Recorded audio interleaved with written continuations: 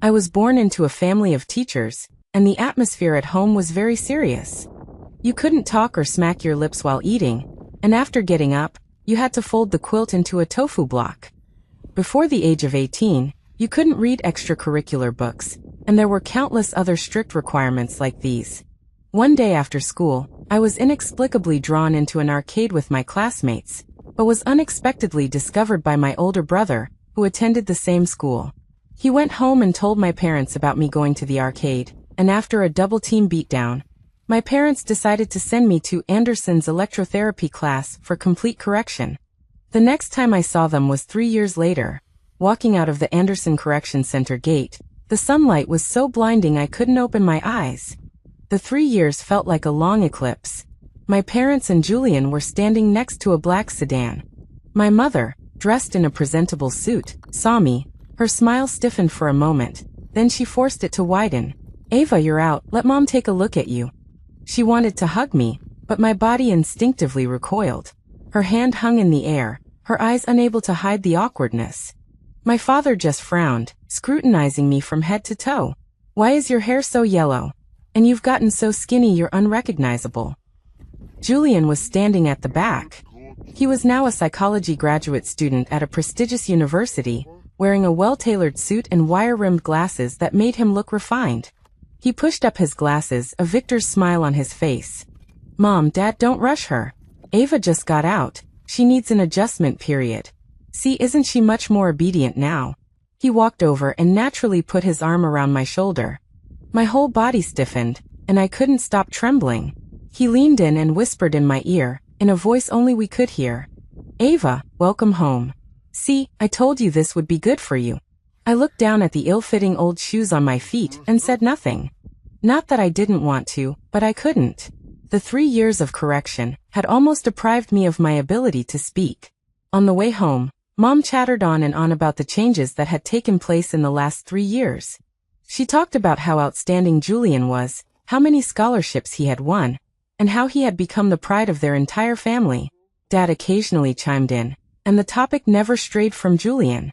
I was like a transparent piece of luggage, stuffed into the corner of the back seat. Dinner was as lavish as if it were New Year's. At the dinner table, the same rule still applied, no talking while eating. I reached for a piece of ribs with trembling hands, but the chopsticks disobeyed and fell to the ground with a crisp sound. The eyes of the whole family instantly focused on me. Dad's face immediately darkened, and words of reprimand were on the tip of his tongue. But Julian spoke first, his tone gentle. "Dad, don't blame Ava. She's just not used to it yet." He bent down, picked up the chopsticks, wiped them carefully with a paper napkin, and placed them next to my bowl. Then he picked up the piece of ribs and, like feeding a small child, held it out to my mouth. "Ava, open your mouth. Julian will feed you." I looked at him, his eyes behind the lenses full of pity and triumph, as if I wasn't his sister, but a living specimen to prove he was always right. I didn't open my mouth, but silently turned my head away. 5 more years passed. I was like a ghost in the house, quietly existing in every corner. During the day, when Mom and Dad went to work, I would sit by the window and watch the clouds.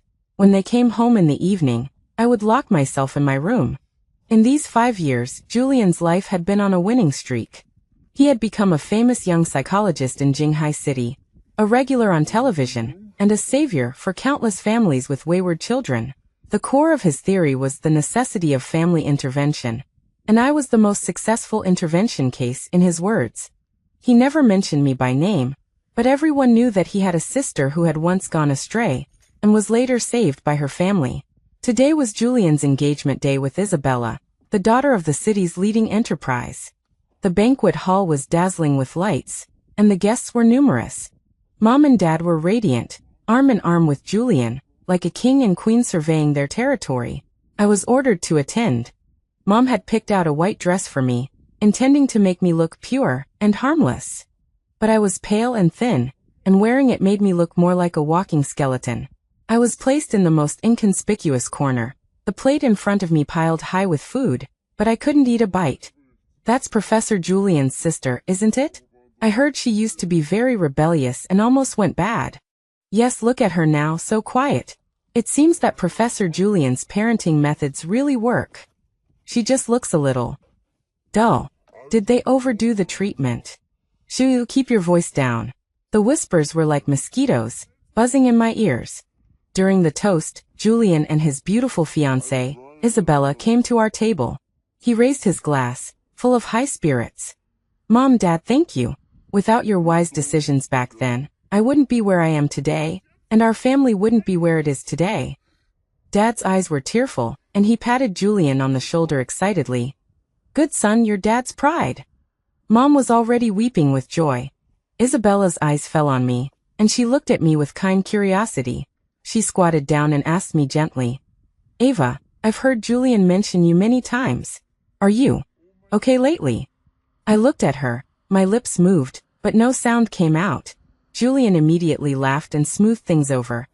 Isabella, Ava likes quiet, let's not bother her. He pulled Isabella up and turned to the others, saying, My sister is just introverted, but she has a good foundation. This is all thanks to our family for discovering the problem in time and taking the most correct measures. His eyes swept over me, with a hint of warning, as if saying you better stay quiet forever. Isabella looked back at me, her eyes filled with pity. She probably thought I was just a poor sister who was overprotected and had some social difficulties. She didn't know that my quiet was my only resistance. A few days after the engagement banquet, Julian suddenly called a family meeting. He took out a proposal, titled Metamorphosis, a public lecture on memory and rebirth. He planned to hold a large-scale psychology lecture a month later in the auditorium of Jinghai University. The core of the lecture would be to use a state-of-the-art neural synapse imager, imported from abroad to project my memories in real time. This device can accurately capture memory images from the cerebral cortex and convert them into visual images. I will guide Ava, starting from her most chaotic period, all the way back to her recovery process. Julian's tone was full of excitement. This will be a revolutionary demonstration. It will show everyone that so-called internet addiction and rebellion are not incurable diseases. As long as the method is appropriate, any wayward child can be pulled back. And you, Ava, he turned his gaze to me. You will become a symbol of an era, a role model of rebirth from the ashes. Dad was thrilled. Good. This is a great idea. We, the Lee family, want to contribute to society. Mom hesitated. But showing Ava's memories in public, will it? Mom, what are you worried about? Julian interrupted her. We'll only show the positive memories after correction, showing how she gets better day by day. The bad, chaotic ones will of course be skipped. Everything is under my control. He looked at me like a director looking at his actor. This is for your own good, Ava.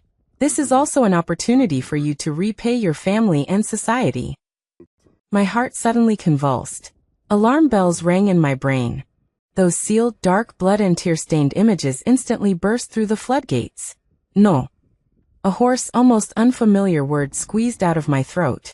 I couldn't help but tremble, holding my head with my hands, my body curled into a ball. No.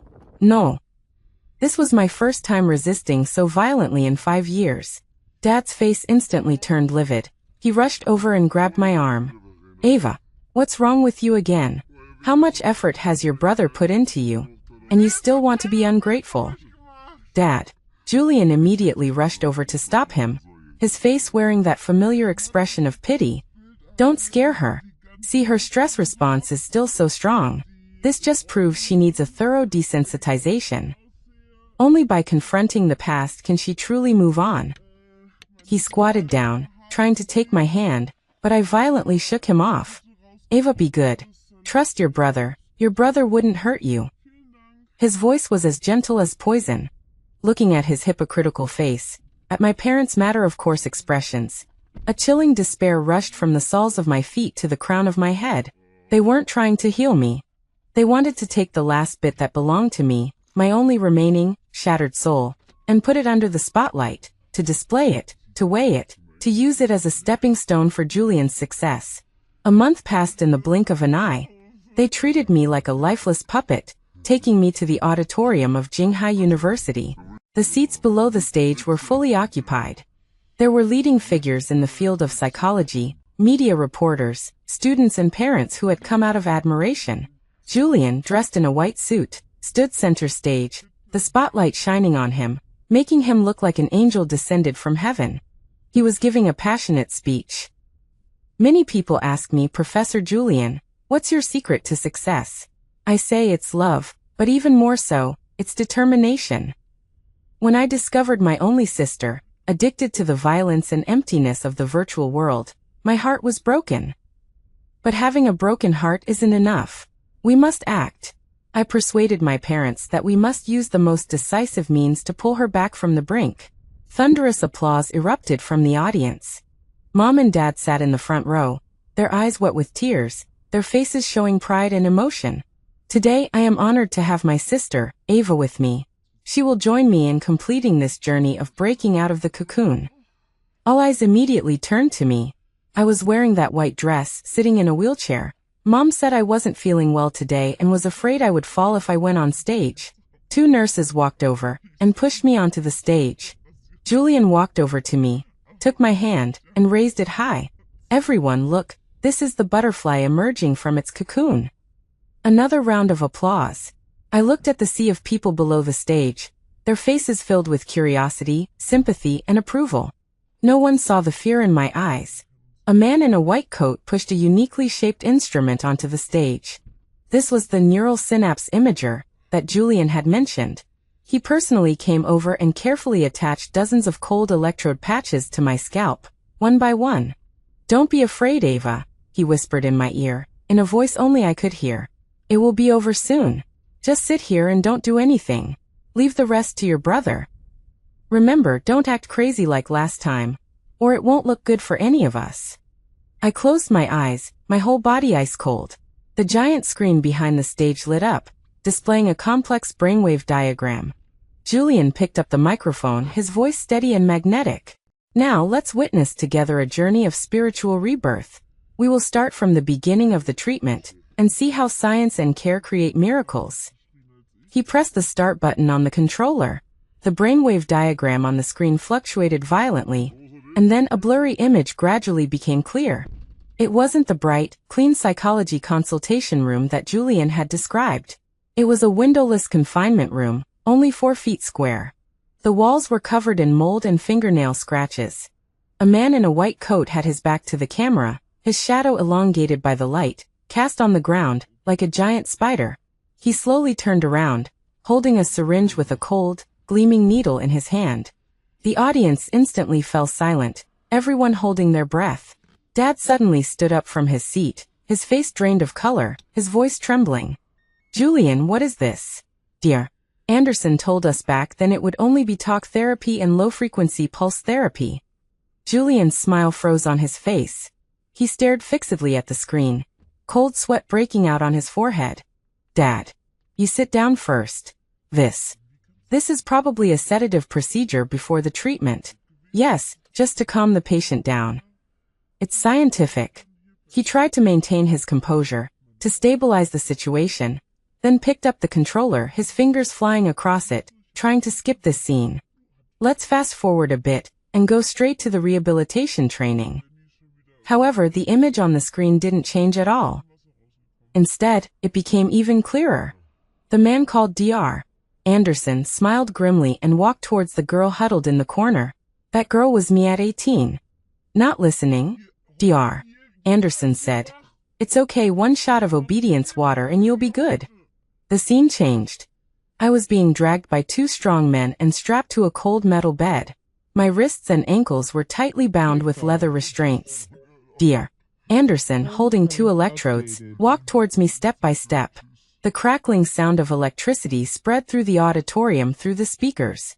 On the screen, my body was convulsing violently, my throat emitting inhuman screams. Yellow liquid flowed between my legs. Below the stage, a young girl screamed and covered her mouth. Mom cried out, and her legs gave way, slumping into her seat, her face as pale as paper. No. This isn't real. Julian completely panicked. He rushed to the instrument and frantically slapped it, trying to make it stop. Stop. Stop it. It's malfunctioning. But the instrument seemed to have a life of its own, faithfully playing the darkest memories from the depths of my mind. The images didn't stop. Scene after scene, incident after incident, as clear as if they had happened yesterday. I was locked in a confinement room, without food for 3 days and 3 nights, until I was so hungry that I gnawed at the wall. I was forced to copy the standards for students, over and over again, and for every word I wrote wrong, I would be hit on the palms with a ruler until my fingers were swollen and I couldn't hold a pen. I saw myself on the screen, my eyes changing from the initial stubbornness, to anger, to fear, and finally, only a numb emptiness remained. The auditorium was deathly silent, with only the sound of heavy breathing. Those experts and scholars who had previously been full of praise now looked grave. The reporters had smelled a sensational news story, and the flashbulbs were flashing like crazy. My God, this isn't therapy, this is abuse. That Anderson Correction Center, I've heard of it, I never thought it was like this inside. Julian said it was scientific intervention? Is this what he calls science? The sounds of discussion came like a tide, crashing against Julian. His face was ashen, standing in the center of the stage, as if he had been stripped naked, exposed to everyone's gaze. He wanted to explain, to defend himself, but couldn't say a word. The images on the screen continued.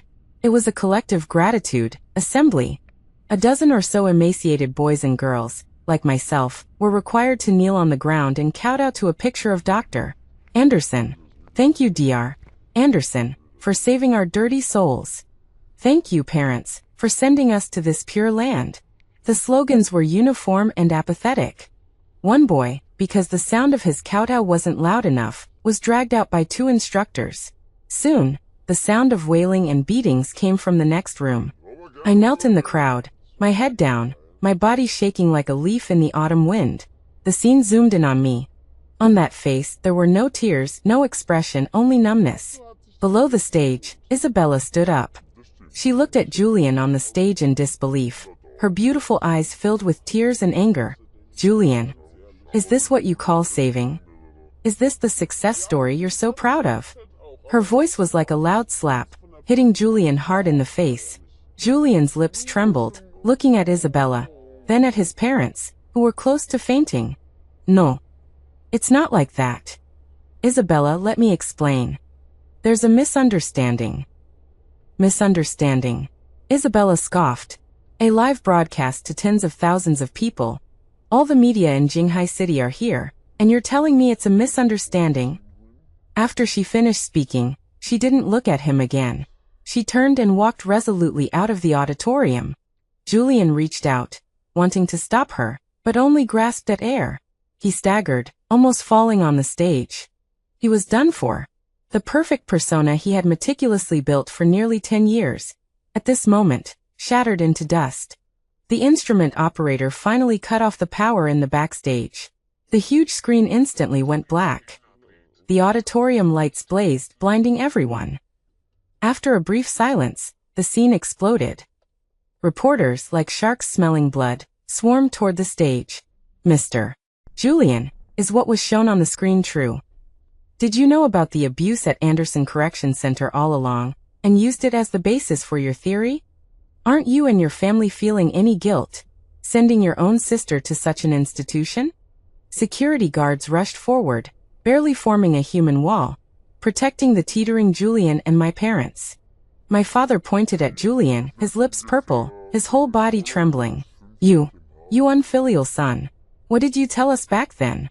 You said it was the best psychological counseling institution in the country. I didn't know, Julian roared, collapsing. How would I know? I thought it was for her own good. My mother was crying, unable to speak. She turned to me, crawled over on her knees, and grabbed my wheelchair. Ava. My daughter. It's Mom's fault. Mom is sorry. She wanted to hug my legs, but was separated by the cold metal of my wheelchair.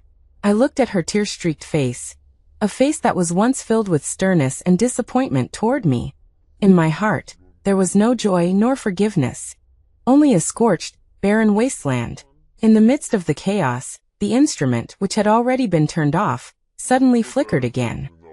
Everyone was stunned by this sudden change. On the screen there were no more electric shocks and beatings. Instead, there was a quiet school campus. The camera followed a girl in a school uniform, who was hurrying along, her face filled with anxiety. That girl was me at 18 years old. The time was 1 week before going to the correction center. Julian was stunned. He stared intently at the screen, as if sensing something, the fear on his face even greater than before. "No. Don't," he murmured. "Turn it off. Turn it off now." But it was too late. Everyone's curiosity was piqued. The part that Julian had deliberately skipped, that everyone had forgotten, and the true source of everything, was being presented frame by frame, in front of everyone. In the scene, I didn't go to internet cafes, didn't go to bars, and didn't hang out with those unsavory classmates. After school, I walked home alone. At a corner, I was stopped by 3 hooligan-looking boys. The leader, Vince, I knew him, was a sports student from the next class, a school bully. "Ava, have you prepared the money?" Vince asked impatiently. I took an envelope from my bag and handed it over. "This is all my savings. I beg you, give me back that thing."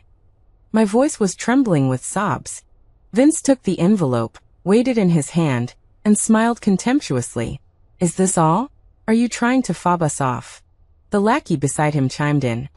"Boss, why bother talking to her? Her brother is Julian, the student council president, an honor student. He must have money." "That's right." Vince slapped his head. "Her brother hit someone and tried to run away. If this gets to the school, his recommendation for university will be gone." Below the stage, there was an uproar. Everyone's gazes were like sharp swords, shooting at Julian. Julian's body swayed. He used his hands to support the table behind him to avoid falling. "No. It's nonsense. It's fabricated." He was still trying to defend himself in vain. The memory on the screen could not lie. The scene changed. It was a rainy night. Julian was riding a newly bought mountain bike, recklessly speeding down a small alley without streetlights. To avoid a puddle, he swerved suddenly, and the handlebars knocked over an elderly person who was passing by.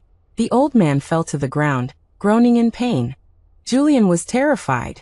He looked around, and seeing no one around, his first reaction was not to help the old man up, but to get on his bike and flee the scene like a madman. And all of this was recorded by Vince, who was in the corner, with his mobile phone. The next day, I received a blackmail message from Vince. He wanted $5,000, or he would hand the video over to the dean.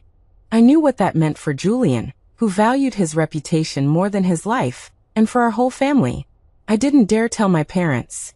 I could only take out the pocket money and red envelope money that I had saved for a long time, a total of $2,000, hoping to appease them first. That's why I appeared in that remote alley in the scene. I was dealing with the trouble caused by my perfect brother. I thought that once I gave them the money, the matter would be settled. But I underestimated the greed of human nature. Vince took the money, but didn't delete the video.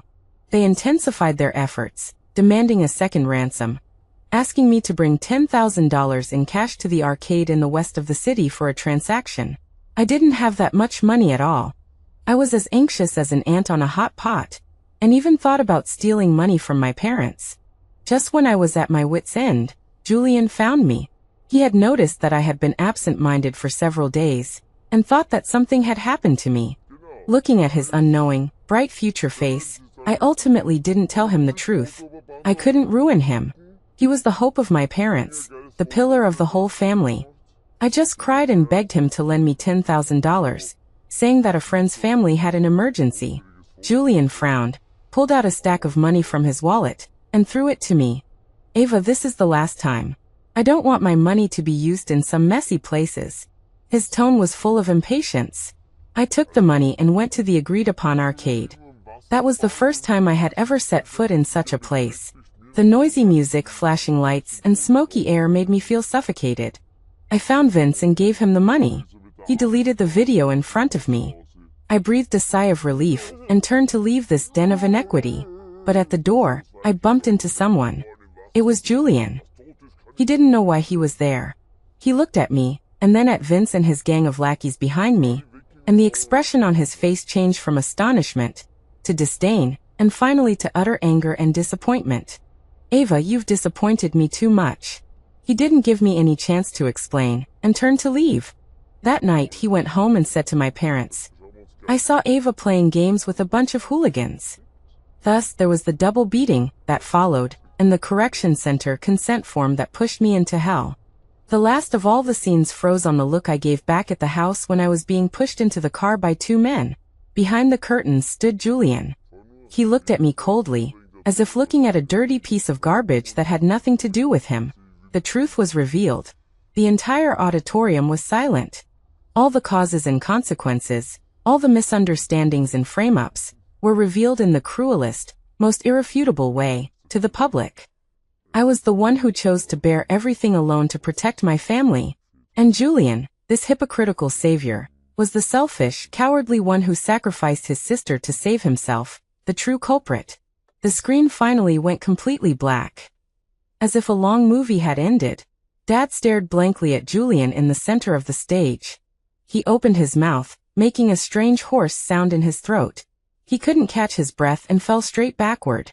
Oldly, Mom screamed and rushed over. The scene erupted into chaos. Medical staff, security guards, family members all swarmed forward. Julian stood in the center of the chaos, as if all his strength had been drained. He looked at his fallen father, at his crying mother, and finally, he turned his gaze to me. In his eyes, there was fear, remorse, and pleading. He took step after step, struggling to walk toward me. Ava. His voice was hoarse and unrecognizable. Cease. Sister was wrong. He wanted to touch me, to pat my head like he did when we were kids. I looked at him calmly, and then, in my ruined life, for the first time clearly and completely, I spoke a sentence. Don't touch me. My voice was a little weak, but it was like a thunderclap, exploding in his ears. He froze, his hand hanging in midair, shaking like a sieve. You can talk. A flash of ecstasy crossed his face, quickly followed by overwhelming pain. Ava. I'm sorry. I didn't know. I really didn't know. With a thump, he knelt in front of my wheelchair. A young scholar who had been infinitely glorious just moments ago was now like a stray dog, weeping bitterly in front of me. Can you forgive me? Hit me, scold me, anything is fine. Please forgive me. The reporters' cameras frantically focused on us, recording this dramatic scene. I didn't look at him. I just turned the wheelchair and, under everyone's gaze, slowly left this suffocating stage.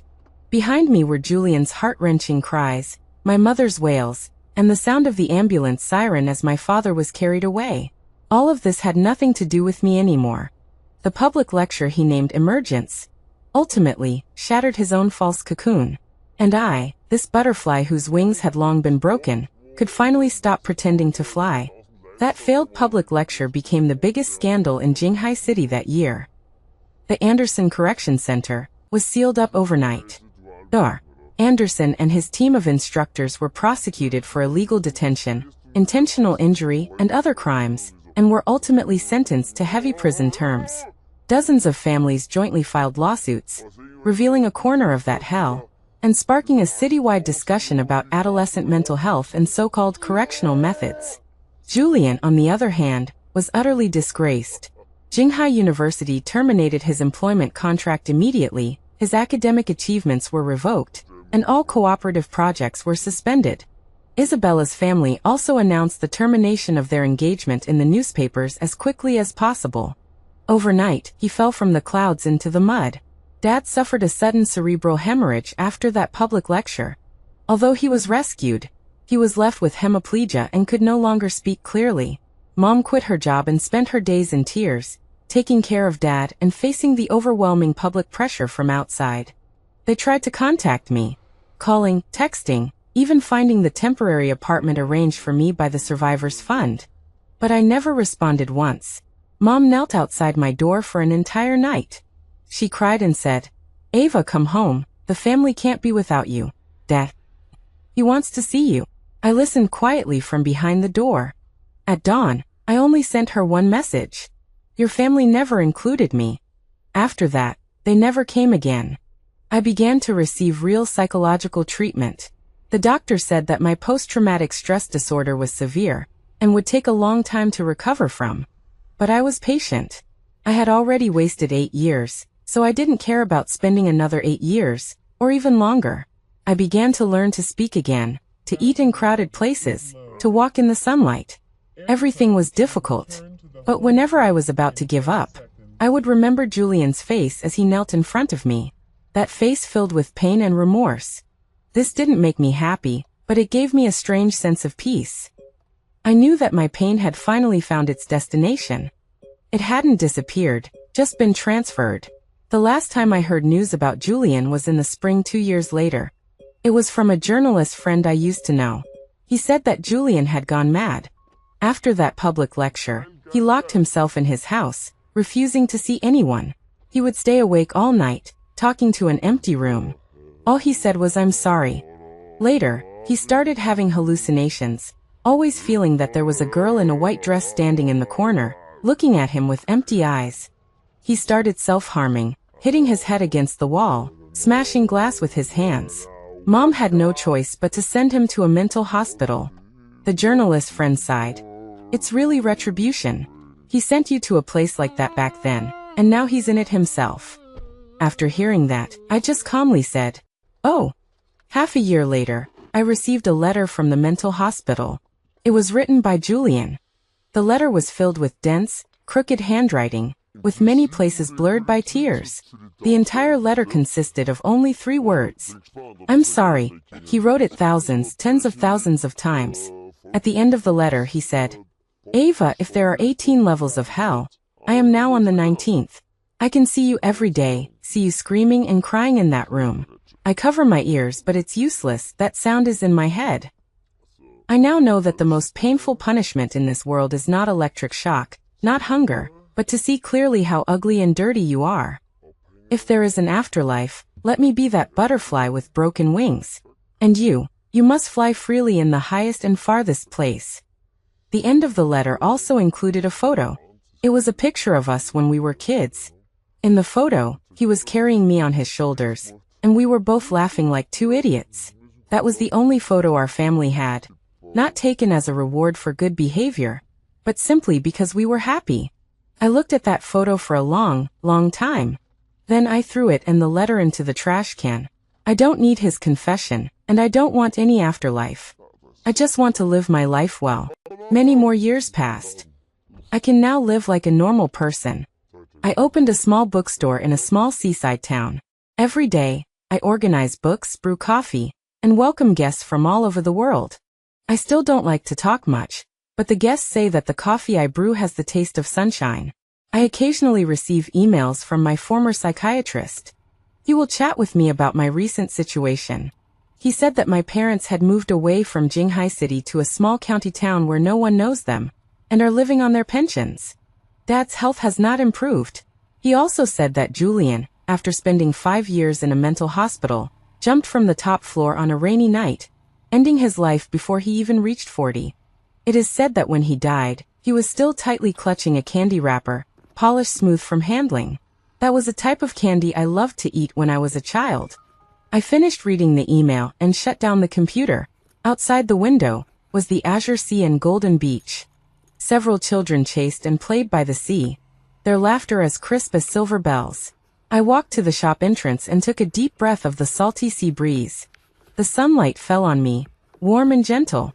It's all over. That nightmare that lasted more than a decade has finally ended. Julian used his life to put a period on the sins he had committed.